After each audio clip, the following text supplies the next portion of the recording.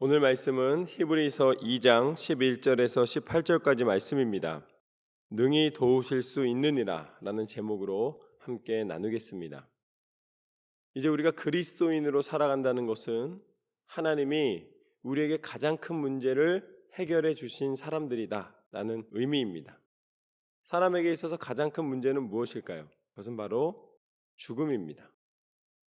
웬만한 일들은 시간이 흐르면 기술이 발달하고 또 어떤 발견을 통하여서 우연이든 계획이든 발견을 통하여서 해결해 나갑니다.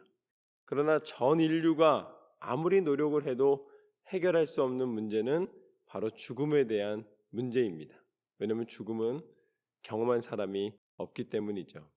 그래서 그것을 해결하시기 위하여서 이 땅 가운데 하나님이 예수님을 보내주셨음에도 불구하고 그것에 대해서 가장 큰 의심을 하는 것이 또 사람들입니다. 아니 어떻게 신이 죽을 수가 있냐? 예수님이 이 땅 가운데 오셔서 십자가에 달려 죽으신 사건을 가리켜서 어떻게 그게 신이라고 할 수 있냐라고 오히려 역으로 그것을 반문하는 것, 그것 역시 어떻게 보면은 죽음에 대하여서 잘 모르기 때문에 그 문제를 가지고 우리는 해결하지 못하는 상태로 그대로 남아있다라는 의미를 가지고 있습니다. 히브리서는 너희가 그렇게 혼란스럽게 생각하는, 복잡하게 생각하는 그 모든 것 가운데 너무나 단순한 하나님의 은혜와 뜻이 있다라고 아주 확정적으로 말씀해 주십니다. 오늘 말씀에 보면은 그것이 자세히 나와 있습니다. 11절과 12절 말씀을 보면은 이렇게 나와 있습니다. 거룩하게 하시는 이와 거룩하게 함을 입은 자들이 다 한 근원에서 난지라. 그러므로 형제라 부르시기를 부끄러워하지 아니하시고 이르시되 내가 주의 이름을 내 형제들에게 선포하고 내가 주를 교회 중에서 찬송하리라 하셨으며.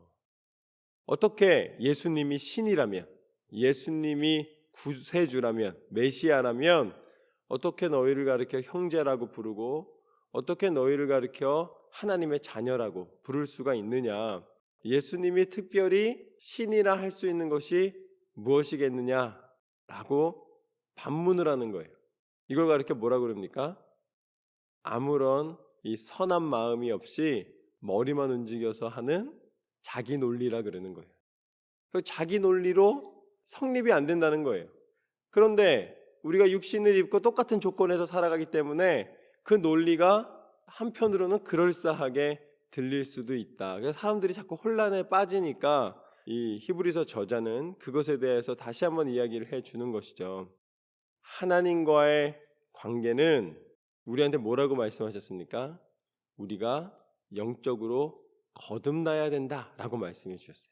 그렇기 때문에 하나님과의 관계 속에서 하나님이 우리에게 뜻하시는 것은 혈에 속한, 육에 속한 혈통의 관계, 가계의 관계에 의하여서 하나님과의 관계가 형성되는 것이 아니라 우리가 하나님의 뜻 가운데서 육신의 몸을 입은 것은 하나님의 섭리 가운데 부모님으로부터 이 육신이 시작이 됐지만 부모님의 몸을 통해서 우리가 나왔지만 그러나 우리가 영적으로 하나님 앞에 하나님의 자녀되고 하나님의 사람이 되는 것은 무엇을 통해서만 가능하냐면 바로 거듭남을 통해서만 가능한 것입니다.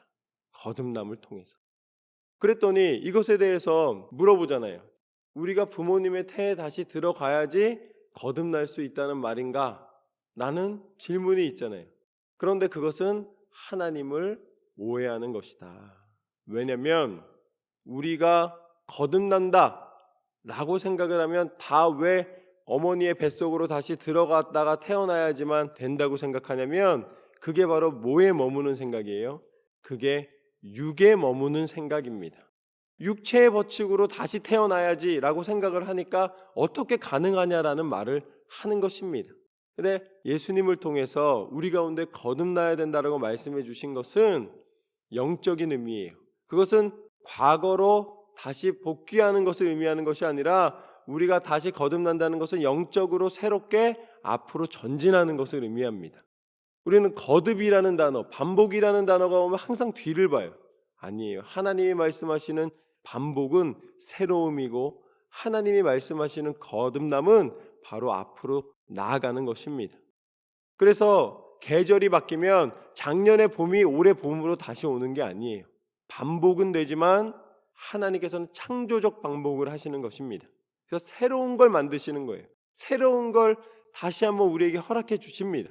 그래서 날마다 새롭고 하나님의 뜻 가운데 다시 거듭나서 하나님의 자녀가 되는, 육의 거듭남이 아니라 영의 거듭남, 육의 자녀가 아니라 하나님의 자녀 되는 권세를 통하여서 세상의 육에 속한 법칙이 아니라 하나님의 섭리와 하나님의 법칙 가운데 하나님이 우리를 이끌어 가시는 줄로 믿습니다.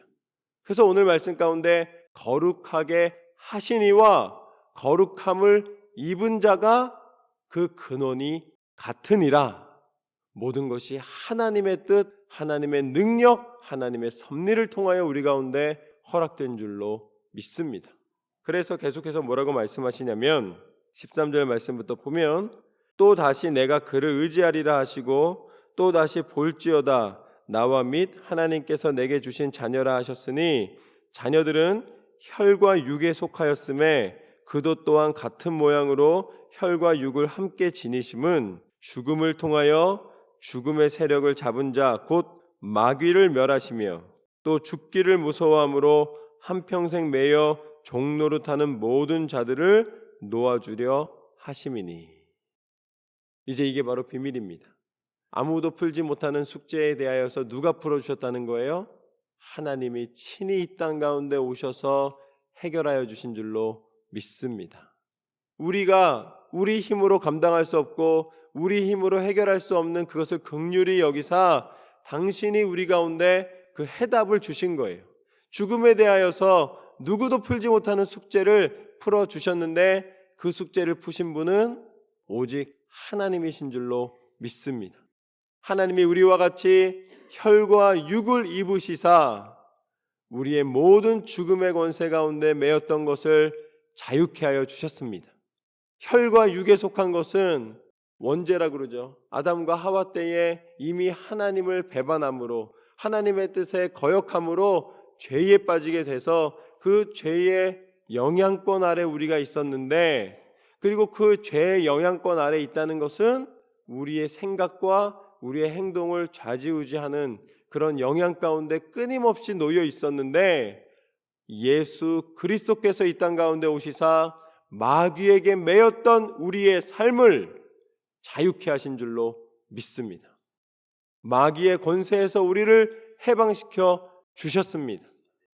마귀가 더 이상 우리에게 영향을 못 미치도록 예수 그리스도께서 혈과 육을 입으신 다음에 그 죽음의 권세를 완전히 해결해 주심으로 우리는 더 이상 세상의 어둠에 매여 있는 사람이 아니라 빛의 자녀라 부름을 받았습니다. 이것이 바로 하나님께서 우리에게 허락하여 주신 죽음의 해결입니다. 사람이 해결한 적이 없어요. 해결할 방법도 없습니다. 그러나 예수님께서 그 일을 행하여 주신 줄로 믿습니다. 더 이상 우리는 한평생 매여 어떻게 하면 늦게 죽을까? 어떻게 하면 죽음을 피할 수 있을까? 이런 고민과 그 매여 있는 것에서 머물지 않아도 되는 것입니다. 오늘 말씀대로 그 약속을 주신 거예요. 그래서 16절 말씀부터 보면 이는 확실히 천사들을 붙들어 주려 하심이 아니요 오직 아브라함의 자손을 붙들어 주려 하심이라. 그러므로 그가 범사의 형제들과 같이 되심이 마땅하도다. 할렐루야. 천사를 놓아주려는 섭리가 아니라 아브라함의 자손을 놓아주려 하심이라. 그 아브라함의 자손이면 유대인들만 그렇게 한다는 거예요? 그거 아닙니다. 아브라함은 믿음의 조상입니다. 우리가 믿음으로 고백하는 하나님 앞에 아브라함의 믿음을 통하여서 거듭난 사람들은 다 아브라함의 자손이 되는 것입니다. 그럼 아브라함 자손이라는 의미는 무엇입니까? 이삭을 드리는 거예요. 아브라함의 자손이 되는 것은 그냥 되는 게 아니라 내가 가장 소중하게 생각했던 내 생명과도 바꿀 수 없다라는, 내 생명을 다해서라도 지켜야 된다라는 자신의 그 아들 이삭을 하나님이 요청하셨을 때에 아낌없이 드릴 수 있는 믿음, 하나님을 믿기 때문에 하나님 앞에 드릴 수 있는 그 믿음의 자손을 이야기하시는 것입니다. 여러분에게 절대로 바꿀 수 없는 가장 소중한 것이 있다면 그것을 하나님이 요청하셨을 때에 아낌없이 드릴 수 있는 믿음을 가지시기를 주님의 이름으로 축원합니다. 그냥 믿음의 자손이 되는 것이 아니라 오늘 말씀 가운데 죽음의 권세를 해결한 사람은 아브라함의 믿음을 가진 사람에게만 주시는 은혜다. 세상 가운데 어떠한 것으로도 해결할 수 없는 하나님의 은혜가 아니고서는 해결할 수 없는 것이 바로 우리 안에 하나님 나라의 소망이며 죽음을 넘어서는 하나님이 우리 가운데 베풀어 주신 참 생명의 능력입니다. 그것을 위해 하나님이 예수님을 보내셨도다. 마땅하도다. 이거는 당연히 그런 고통을 당하셔야 된다. 오시는 게 당연하다. 책임이다. 물론 그런 의미도 있지만 그것은 우리에 대한 사랑이 변함이 없으시고 완전하시다라는 의미입니다. 17절 그 후반부부터 18절까지 말씀을 보면 이는 하나님의 일에 자비하고 신실한 대제사장이 되어 백성의 죄를 속량하려 하심이라. 그가 시험을 받아 고난을 당하셨은즉 시험 받는 자들을 능히 도우실 수 있느니라. 할렐루야. 이미 예수님을 통해서 우리는 풀 수 없는 가장 큰 문제를 해결을 받았기 때문에 우리를 구원하신 그 구원의 능력을 우리 가운데 이미 베풀어 주셨기 때문에 우리는 어떠한 시험도 능히 이겨설 수 있는 줄로 믿습니다. 예수 그리스도께서 우리에게 보여주지 않으셨다면, 예수님이 우리를 위하여 그것을 담당하지 않으셨다면 아마 우리는 영원한 숙제 가운데 있었을 거예요. 영원한 시험 가운데 있었을 거예요. 그러나 예수님께서 친히 육신을 입으시고 십자가를 지시고 물과 피를 다 쏟으시기까지 우리에 대한 사랑을 포기하지 않으시고 끝까지 지켜주셨기 때문에 우리는 믿음을 지킨다는 것이 무엇인지를 분명히 아는 사람입니다. 순종이 무엇인지를 분명히 아는 사람입니다. 참 생명의 능력이 무엇인지를 분명히 아는 사람입니다. 그것은 예수님의 십자가의 능력이며 부활하시사 우리를 하나님 자녀 삼아 주시고 천국에 이르게 하신 그 은혜와 사랑으로 말미암아 그 생명의 권세로 말미암아 우리는 날마다 하나님의 사람으로서 살아가게 된 줄로 믿습니다. 오늘 말씀처럼 이제는 우리는 죽음의 고민 가운데, 죽음의 걱정과 근심 가운데 머무는 사람이 아니라 하늘의 소망을 두고 하나님 나라에 이를 것을 기대함으로 날마다 찬송하는 사람인 줄로 믿습니다. 날마다 하나님 안에서 축복받는 삶이 되시기를 주님의 이름으로 축원합니다.